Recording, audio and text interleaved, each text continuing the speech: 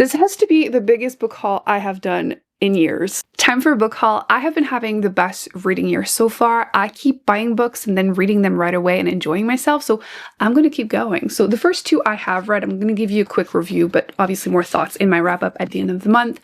But two authors that I have tried some of their YA books, and I wanted to see if I enjoyed their adult books more, especially their more recent. So the first one was Not Quite Dead Yet by Holly Jackson. She's the author that wrote A Good Girl's Guide to Murder, which I had enjoyed. It's just that I felt too old when I was reading it because I just wanted her to talk to an adult the whole time. Like, why are you outside late at night, you know? So I wanted to try her newest release and I really enjoyed it. I'm glad that I picked it up. So basically, the main character is struggling. She's feeling very, very negative in the beginning, you're going to notice. And she is 27. She moved back home, smaller town. She feels like her life is a mess and she's always putting back everything to later when she is murdered on Halloween night. Almost. She ends up with a head injury and she has basically a week left to live. So she wants to spend that week trying to figure out who killed her, and everyone in town has a messy past, clearly. So I would recommend this. I did enjoy it. The only thing I would say is that it does still kind of read young. I had to remind myself that she was 27, but obviously no circumstances. And it was so quick of a read that you can't go wrong with that one. And then I tried Red City by Mary Lou. I had read Warcross, did not like it, but I wanted to see if an adult book was going to work, and just the setting worked better for me to begin with, but I did enjoy that one. I would also recommend it. So you have these two main characters who, when they were young in high school, they were friends, but didn't really know their backstory of each other much, which was pretty intense. But both of them end up becoming alchemists, and it's very hush-hush. You're not supposed to talk about it, and they can use certain magical powers, and they end up in rival gangs. I think they're called syndicates. And basically it's drug dealers, really, because alchemy creates this powder, this sand, and they're trying to, you know, sell it, use it, and it enhances their magical powers.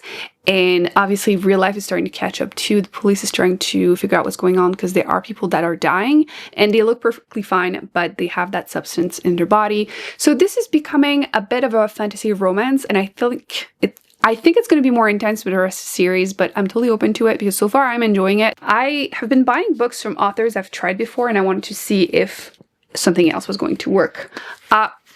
There you go, Ring Shout. I have been meaning to read this book by this author for way too long. I think this is the first one I had put on my TBR, and I have read a couple so far, and I have yet to pick this one up. I was waiting for the library and, you know, took forever, so now I have a physical copy. This one is like a fantasy horror.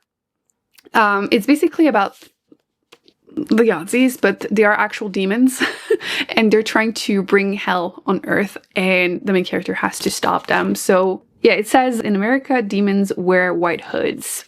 So super quick, super well reviewed. I think this is his most popular book. So I can't wait to finally pick it up. I have been really in the mood to go back to fantasy, which I'm so happy about because I took a break. I mean, not really. You look at my best books of the past couple of years, it was still full of fantasy, but I wasn't reading as many as I used to. And I'm back. I am so back. So if you have any recommendations, let me know. But I picked this one up. I had heard nothing about it, but it looks cool. And I checked some reviews after and it looks great. So Birth of a Dynasty.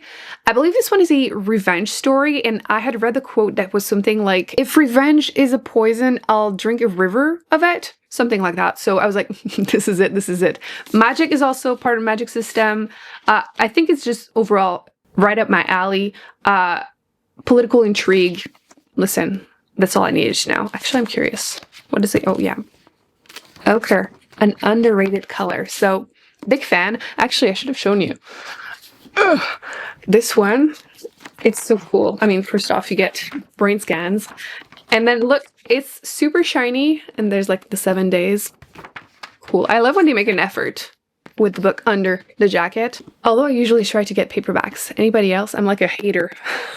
Hardcovers, but when you buy, most of these are bought used, so I can't really be too difficult. So this one I bought at a library sale because I have been waiting for that audiobook from the library for months, but also I haven't been listening to that many audiobooks, so kind of my fault. But My Friends by Frederick Backman, I have read, again, a bunch of his books, and honestly, I feel like I like them less than the average reader, but he still always gets me emotionally, and this one is so popular that I just wanted to know if it was worth the hype. So I feel like it gives me like summer vibes, but whatever. In this one, you're following a group of teenagers who 25 years ago spent the whole summer, you know, in the water together trying to avoid their families. I think there's like domestic violence or abuse going on. And there's this, is it a picture or painting that was made? Painting. One of the most famous painting in the world. Okay. And you have this young girl who wants to hear the story behind it. So I think that's what the plot is about. But yeah, it's been so well loved that I'm like, fine, I'm gonna also read it because everyone seems to love it. And I have read a bunch of T. Kingfisher's books. I had to take a break at one point. I was back to back to back, but this is Hemlock and Silver, which I believe is a dark retelling of Snow White, which I couldn't resist. Okay, I'm a sucker. If you have something fun, I'm like, okay, fine. And I have enjoyed the other books, so good. She tends to write older female characters and just make them really interesting, so. Okay, I also got a few nonfiction. There's still more fiction, but we're gonna mix it up a little bit. The Shock Doctrine by Naomi Klein. This one is super reflective. I'm going to try to be careful. I just read Doppelganger by her, and I enjoyed it so much that I ordered this one right away. And it is chunky. I didn't realize how thick it is. It's terrifying, but I really enjoyed seeing how her brain worked in her other book, and she quoted her own book a couple times, so I had to check it out. I feel like a couple of years ago, I really started realizing that nonfiction doesn't have to be boring, and I feel like depending on the author, it can make or break a topic. Like, I thought I wasn't really into like history or politics. It just really depends on the author, and I trust her. So this one is described as the rise of disaster capitalism, and it's supposed to talk about how it exploits moment of shock and extreme violence in order to implement economic policies. So I would not have picked that up if I hadn't read and enjoyed other books so much. So I wanted to try it out and see if it's as good as everyone else is saying. Because again, this is very well known and beloved. This one, less serious, but I've been told a couple times that I need to try these. These are the Myrtles. This is volume 3, which I don't think you need to have done the other ones, but they're basically like logic puzzles. And I've been trying to use my brain. I've been saying actually that I wanted to learn anything that I don't understand, and why not try to train my brain a little bit first. The next one is Dung Girl, The Logic of Misogyny by Kate Mann. I have read Entitled by her, which was about how male privilege hurts women, and I thought that was the book that she came up with the term empathy, but I think it was in this one, actually, the previous book. So I wanted to try that one too. When I saw it, I got excited. I feel like whenever you use book shopping, recognizing an author you've enjoyed before is just the way to go. So I will be reading that one. And the other one that I wanted to try was Cast: The Origin of Our Discontents, which I've heard great things about this author. And this one is supposed to be about how different caste systems, so basically Nazi Germany, the caste system in India, but also the racial one in the US. So very curious. Heard, like I said, really good things about her and her nonfictions. This one sounded really cool. This is called Remembering Slavery. African American talk about slavery and emancipation, but it's their own experience. And I believe this was written based on audio recordings that they had, which apparently they were almost lost, forgotten about, and then they were finally published into this book. I don't know if there's a way to actually listen to those, but there's a bunch of pictures also. This was actually sent to someone else. One of my neighbors received my package, opened it, realized what it was, and returned it. To be fair, I feel like they probably just didn't look what name it was addressed. But I feel like I've never lost a book. When I get an order, if it's sent somewhere else, the people were actually going to bring it down. But yeah, almost didn't receive my copy, but I'm really curious to read this and see how it goes. I feel like it's never ending, Emily. How many did you buy? Ooh, this one was also interesting. This is a YA fantasy, which I don't read a ton, but when the topic seems appealing, I obviously will pick it up. And this one is, I believe this is a young Indigenous woman who enters a colonizer-run dragon academy. I was like, okay, I feel like there have been more and more books with dragons, and I wanted to try this one. And it's, okay, I'm not gonna lie, I feel like when you're book shopping, find a really good floppy book is just the way to make me pick your book. So I will be reading this for sure. That sounded interesting. I have been wanting to get more books about Indigenous people because I was mentioning how I'm Canadian. I feel like we learn literally nothing in school, and I had found one and then you gave me a long list, so I got a couple. The first one is 21 Things You May Not Know About the Indian Act, Helping Canadians Make Reconciliation with Indigenous Peoples a Reality. So that one is fairly short, and that was definitely highly recommended, so I picked it up. The next one was not recommended to me, but it sounded interesting. This is Highway of Tears, a true story of racism, indifference, and the pursuit of justice for missing and murdered Indigenous women and girls. So I wanted to read that.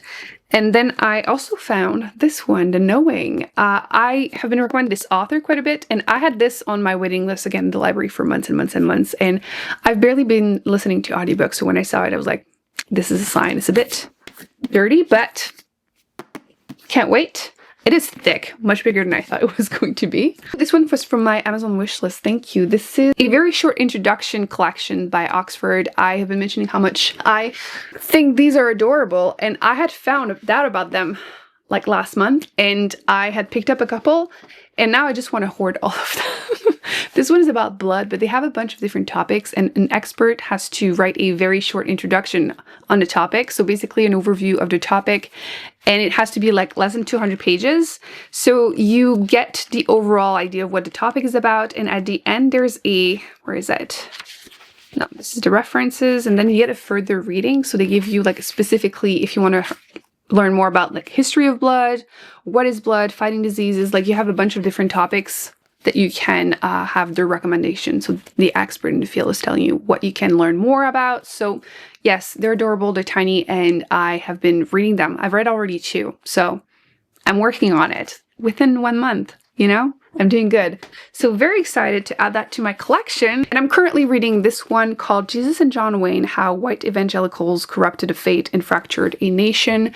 I've been saying that I'm trying to understand things that I don't understand, and that's definitely something I wouldn't have picked up before, but I'm trying to understand. So for context, I'm not religious whatsoever, but as a kid I did do my first communion. And I remember just feeling this disconnect between the values being promoted in, you know, the Bible, and then seeing how the world is right now, and just not understanding that disconnect.